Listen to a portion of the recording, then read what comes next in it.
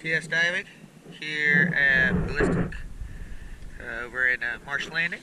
Going to do a quick after cleaning video. It is December 13th. Just cleaned up pretty good.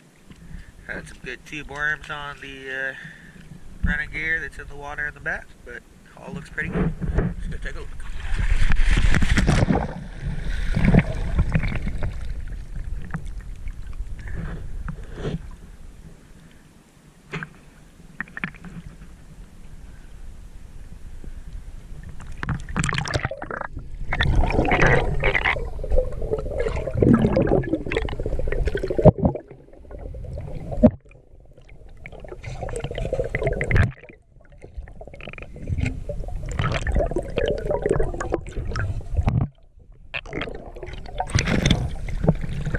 Pretty good hard paint on it.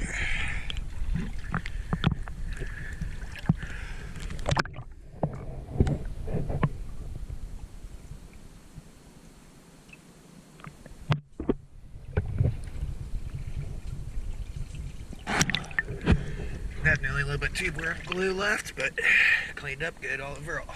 TS Diving, thank you very much.